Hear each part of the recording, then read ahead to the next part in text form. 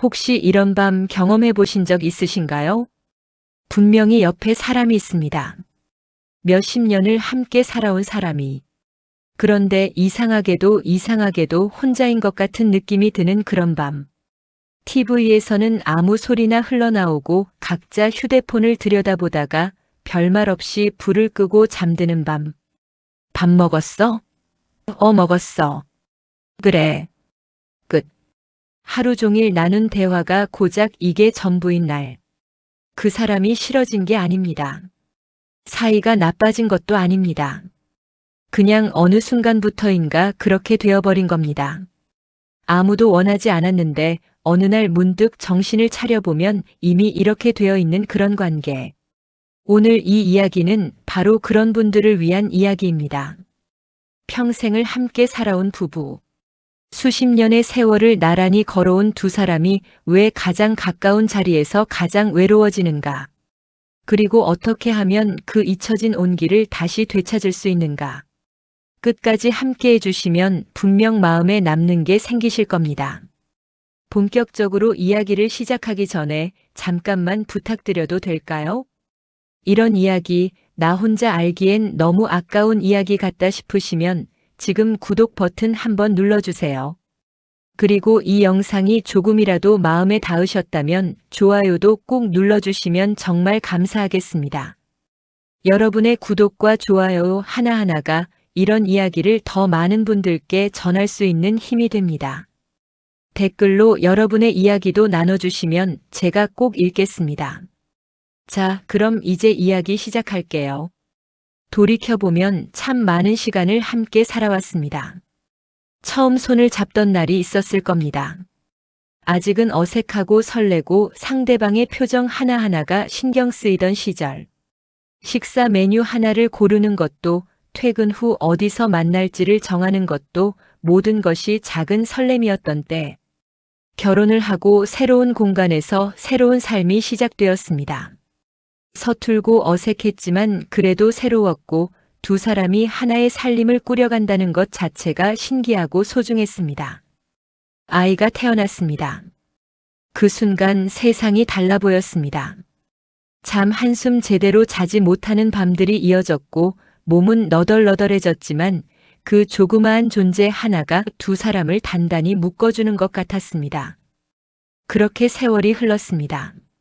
아이는 자랐고 집은 조금씩 자리를 잡아갔고 생활은 어느 정도 안정이 되었습니다. 하지만 그 즈음 두 사람은 이상하게도 서로를 점점 덜 쳐다보게 되어 있었습니다.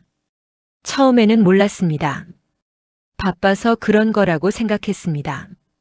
먹고 살기 위해 뛰다 보면 어쩔 수 없는 거라고. 아이 학교 문제, 돈 문제, 직장 문제. 하루하루 버티는 것만으로도 벅찼으니까요. 서로에게 다정한 말 한마디 건넬 여유가 없었던 건 어찌 보면 당연한 일이었는지도 모릅니다. 그런데 말입니다. 그 바쁜 시간이 끝나고 나서도 다정함은 돌아오지 않았습니다. 아이가 독립하고 삶이 조금 여유로워졌을 때 두 사람은 문득 깨달았습니다. 오랜 시간을 함께 살아왔는데 막상 지금 이 순간 서로에 대해서 얼마나 알고 있는가? 요즘 저 사람은 무슨 생각을 하며 살고 있는가? 무엇이 힘들고 무엇을 바라고 있는가? 모릅니다. 잘 모르겠습니다. 그 같은 공간에서 수십 년을 살았는데 이 사람의 지금 이 마음을 나는 모릅니다. 그 사실을 인식하는 순간 이상한 서늘함이 밀려옵니다. 이건 단순히 대화가 줄어든 문제가 아니라는 것을. 어느 순간부터 두 사람 사이에는 소통이 아닌 공존만 남아 있었다는 것을. 함께였지만 함께가 아니었던 시간들. 그 시간이 얼마나 쌓였는지 헤아리기도 어렵습니다. 어느 상담 전문가가 말했습니다. 부부 관계에서 가장 위험한 신호는 싸우는 게 아니라고. 아무 말도 안 하는 것이라고. 싸운다는 건 그래도 서로에게 관심이 있다는 뜻입니다. 감정이 있고 기대가 있고 상처받을 만큼 마음이 남아있다는 뜻입니다. 그런데 아무 말도 하지 않는 것은 그 감정조차 사라진 상태일 수 있습니다. 생각해 보십시오. 오늘 하루 배우자에게 몇 마디나 건네셨습니까? 밥은? 응. 잘게. 이 세 마디가 전부인 날이 얼마나 많았습니까? 처음에는 그게 편안함이라고 생각합니다. 말 안 해도 아는 사이. 굳이 설명하지 않아도 되는 관계. 함께 오래 살다 보면 자연스럽게 그렇게 된다고, 그게 진짜 편한 사이라는 증거라고. 하지만 그 편안함과 무관심은 겉모습이 매우 비슷합니다. 편안함은 말이 없어도 마음이 연결되어 있는 상태입니다. 반면 무관심은 말도 없고 마음도 끊어진 상태입니다. 그 둘은 완전히 다른 것인데 외형상으로는 구분이 잘 되지 않습니다. 그래서 많은 부부들이 자신들이 편안한 관계라고 착각하면서 실은 서서히 멀어지고 있는 경우가 적지 않습니다. 대화는 단순히 정보를 주고받는 수단이 아닙니다. 오늘 어땠어? 라는 한마디는 단순히 오늘 하루를 묻는 게 아닙니다. 그건 나는 당신이 오늘 어떻게 지냈는지 알고 싶어라는 뜻입니다. 당신의 하루가 나에게는 중요해라는 뜻입니다. 나는 아직 당신에게 관심이 있어라는 뜻입니다. 그 짧은 한마디 안에 그 모든 의미가 담겨 있습니다. 그런데 그 한마디가 사라지면 그 안에 담겨 있던 의미들도 함께 사라집니다. 처음에는 귀찮아서 안 하는 것 같지만 반복되다 보면 어느 순간 그 질문 자체를 떠올리지 않게 됩니다. 저 사람 오늘 어떻게 지냈지? 라는 생각 자체를 하지 않게 되는 것입니다. 그게 진짜 문제입니다. 대화가 사라지면 상대에 대한 궁금함도 사라집니다. 궁금함이 사라지면 관심도 줄어듭니다. 관심이 줄어들면 서로의 삶이 점점 분리됩니다. 그리고 분리된 두 개의 삶이 같은 집에서 이루어지는 것, 그것이 바로 많은 중장년 부부들이 겪고 있는 현실입니다. 전문가들은 이것을 정서적 이혼이라는 표현으로 설명하기도 합니다. 법적으로는 부부이고 같은 집에서 살고 생활을 공유하지만 감정적으로는 이미 분리되어 있는 상태. 서로에게 상처를 주거나 싸우는 것도 아니지만 연결감도 없는 상태. 그 상태가 얼마나 오래되셨습니까? 1년입니까? 5년입니까? 아니면 정확히 언제부터였는지조차 기억이 나지 않으십니까? 만약 기억이 나지 않는다면 그건 이미 꽤 오랜 시간이 그렇게 흘러왔다는 뜻일 수 있습니다. 그리고 그 사실을 인정하는 것, 그것이 변화의 첫 번째 시작입니다. 이상한 일이 있습니다. 오랜 친구를 만나면 몇 년 만에 봐도 할 말이 넘칩니다. 직장 동료와는 점심 1시간 동안 수다가 끊이질 않습니다. 처음 만난 사람과도 이런저런 이야기를 나눌 수 있습니다. 그런데 정작 매일 같은 공간에서 함께 사는 배우자와는 할 말이 없습니다. 왜 그럴까요? 이건 애정이 식었기 때문만은 아닙니다. 심리적으로 여러 가지 이유가 있습니다. 첫 번째는 이미 다 안다는 착각입니다. 오래 함께 살다 보면 우리는 상대방을 다 안다고 생각하게 됩니다. 저 사람이 무엇을 좋아하고 어떤 것에 예민하고 어떤 말에 기분이 상하는지. 오래된 패턴이 머릿속에 굳어져 있으니 굳이 새로 물어볼 필요가 없다고 느끼는 겁니다. 하지만 사람은 변합니다. 50대의 나는 30대의 내가 아닙니다. 지금 이 순간 내가 진짜 원하는 것, 무서운 것, 바라는 것은 20년 전과 다를 수 있습니다. 상대도 마찬가지입니다. 그런데 우리는 20년 전에 만든 그 사람의 이미지를 지금도 그대로 쓰고 있습니다. 그러니 물어보지 않아도 안다고 생각하는 것이죠. 두 번째는 거절당하는 것에 대한 두려움입니다. 이건 많은 분들이 잘 인식하지 못하시는 부분인데요. 가까운 관계일수록 상처가 더 깊어집니다. 낯선 사람에게 무시를 당하는 것과 수십 년을 함께 산 배우자에게 무시를 당하는 것은 차원이 다른 아픔입니다. 그래서 사람들은 가까운 관계에서 오히려 마음을 꺼내놓기를 조심합니다. 내가 속마음을 이야기했는데 상대가 무관심하게 반응하거나 별것도 아닌 것 가지고 왜 그러냐는 식으로 반응한다면 그 상처는 오래 남습니다. 그러니 차라리 말을 안 하는 게 낫다고 생각하게 됩니다. 어차피 말해봤자라는 체념이 쌓이는 거죠.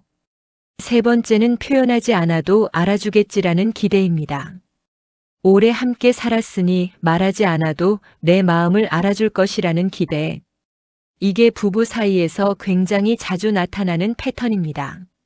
내가 지쳤다는 걸 말 안 해도 알아줬으면, 내가 힘들다는 걸 표정만 봐도 알아줬으면, 내가 위로받고 싶다는 걸 먼저 다가와 줬으면. 그런데 현실에서 그건 잘 이루어지지 않습니다. 상대방도 자기 자신의 무게를 감당하느라 여유가 없을 수 있으니까요.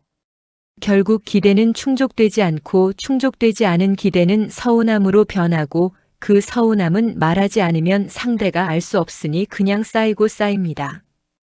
이 세 가지가 복합적으로 작용하면서 가장 가까운 사람에게 가장 말을 못하는 상황이 만들어집니다. 그리고 중요한 것은 이게 두 사람 모두 마찬가지라는 점입니다. 내가 말 못하는 것처럼 상대방도 말 못하고 있을 가능성이 높습니다. 내가 외로운 것처럼 옆에 있는 그 사람도 지금 이 순간 외로울 수 있습니다. 같은 집, 같은 침대, 같은 식탁. 그런데 두 사람 모두 서로에게 하지 못한 말을 가슴속에 품고 오늘 밤도 잠이 드는 겁니다. 이쯤에서 한 가지 중요한 질문을 드려야 할 것 같습니다. 여러분은 지금 배우자를 사랑하고 있습니까? 이 질문에 쉽게 그렇다고 말하기 어려우신 분도 계실 겁니다.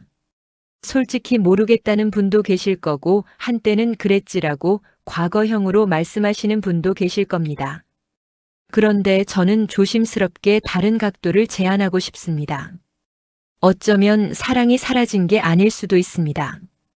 사랑을 표현하는 방법을 잊어버린 것일 수 있습니다. 관계 심리학에서는 사랑의 감정이 무감각화 이모셔널 너밍되는 현상을 이야기합니다. 처음에는 분명히 있었던 따뜻한 감정이 반복되는 일상과 쌓인 피로 해소되지 않은 감정들 속에서 점점 무뎌지는 것이죠. 사라진 게 아니라 덮인 것입니다.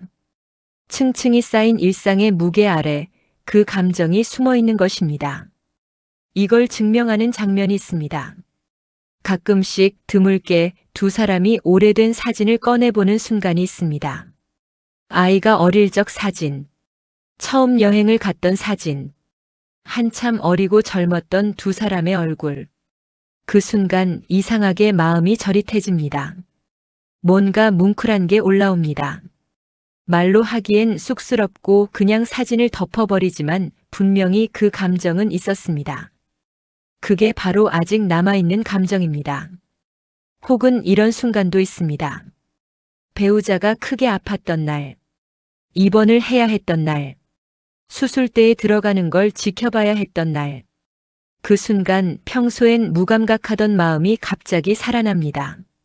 제발 괜찮아지길 바라는 마음, 이 사람이 없으면 안 된다는 감각, 그 마음이 어디서 온 겁니까? 없던 감정이 갑자기 생긴 게 아닙니다. 항상 거기 있었는데 평소에는 느끼지 못했던 것입니다. 사랑은 거기 있습니다. 다만 표현되지 않고 있을 뿐입니다. 그럼 왜 표현이 안 되는가?